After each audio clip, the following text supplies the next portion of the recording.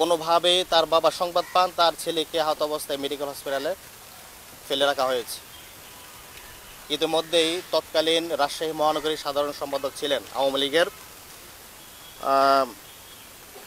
W সরকার, তিনি হসপিটালে গিয়ে উপস্থিত হন এবং ডক্টরদেরকে তিনি শাসিয়ে আসেন যেন তাকে কোনো রকম চিকিৎসা না দেওয়া হয়। পরবর্তীতে এই ভিকটিমের বাবা এই হসপিটালে যিনি পরিচালক ছিলেন তার বরাবর তিনি অভিযোগ করেন। অভিযোগের ভিত্তিতে তাকে সেই হসপিটাল থেকে ঢাকাতে রেফার করে দেওয়া হয়। ঢাকা পঙ্গু হসপিটালে আসার পরেও সেখানে তিনি 5 দিন চিকিৎসাবিহীন অবস্থায় সেখানে পড়েছিলেন। এই 5 দিনে তার পায়ে ক্ষত ধরে যায় এবং তার পা থেকে দুর্গন্ধ বেরোতে থাকে। পরবর্তীতে 7 দিনের মাথায় ডাক্তারের পরামর্শে তার পা কেটে ফেলা হয়। বর্তমানে তার একটি পা কেটে ফেলা হয়েছে এবং সেখানে কৃত্রিম পা লাগানো হয়েছে। আর সেখান থেকে তাকে মামলা দিয়ে তাকে কারাগারে পাঠানো হয়। বর্তমানে তিনি 25টি মামলা মাথায় নিয়ে তার দিনাতিপাত করছেন।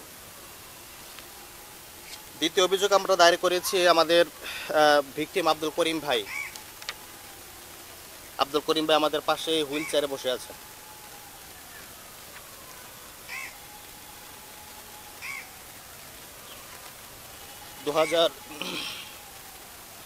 সালের 3 মার্চ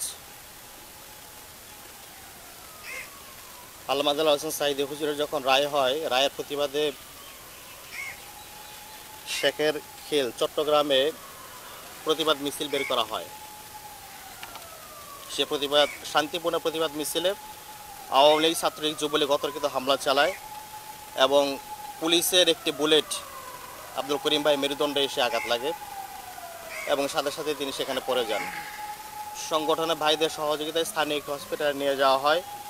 সেখানে ডাক্তার দ্রুত চট্টগ্রাম সদর হসপিটালে নিয়ে যাওয়ার পরামর্শ দেয়, কিন্তু যখন ভাইয়েরা তাকে সদর হসপিটালে নিয়ে যাওয়ার জন্য প্রস্তুতি গ্রহণ করে তখনই আওয়ামী লীগ এবং প্রশাসন তাদেরকে যেতে বাধা দেয়। পরবর্তীতে সংগঠনের ভাইদের সহযোগিতায় বঙ্গোপসাগরের পানিপথে অর্থাৎ স্থলপথে তাকে নিয়ে জলপথে তাকে নিয়ে চট্টগ্রাম সদর হসপিটালে উপস্থিত হন। সেখানে কর্তব্যরত ডক্টর যখন তাকে দেখেন তখন তিনি চিকিৎসা করতে অপারগতা প্রকাশ করেন, এই জন্য যে তার পক্ষে তাকে সুস্থ করা অসম্ভব ছিল। পরবর্তীতে দীর্ঘ চিকিৎসা পরেও তাকে আমরা এখন পর্যন্ত সুস্থ করে তুলতে পারিনি।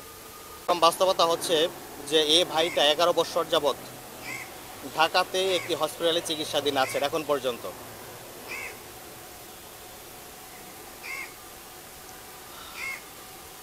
আমার বাম পাশে যিনি হুইল চেয়ারে বসে আছেন,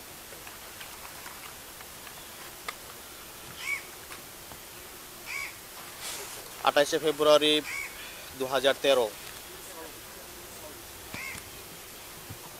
আল্লামা হোসেন সাঈদীর রায়ের এই প্রতিবাদে বগুড়ার শেরপুর থানার মির্জাপুর বাজার থেকে তারা একটি প্রতিবাদ মিছিল বের করে। সেখানেও এই পুলিশ, আওয়ামী লীগ, যুবলীগ এবং বিজিবি সম্মিলিতভাবে তাদের উপর হামলা চালায়। এই হামলা ফলশ্রুতিতে পুলিশের একটি বুলেট আমাদের এই ভিকটিম ভাইয়ের কানে গিয়ে আঘাত করে। মুহূর্তের মধ্যে তিনি সেখানে পড়ে যান। পরবর্তীতে পুলিশ তাকে গ্রেপ্তার করে যখন পুলিশের গাড়িতে উঠাচ্ছিলেন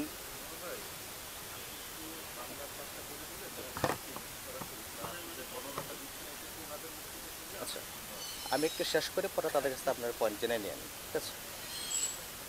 পরবর্তীতে যখন তাকে পুলিশের গাড়িতে উঠাবে সেই মুহূর্তে আওয়ামী লীগ এবং যুবলীগের যারা ছিলেন সেখানে পুলিশের হাত থেকে তাকে কেড়ে নিয়ে তার উপর অবর্ণনীয় নির্যাতন চালায়।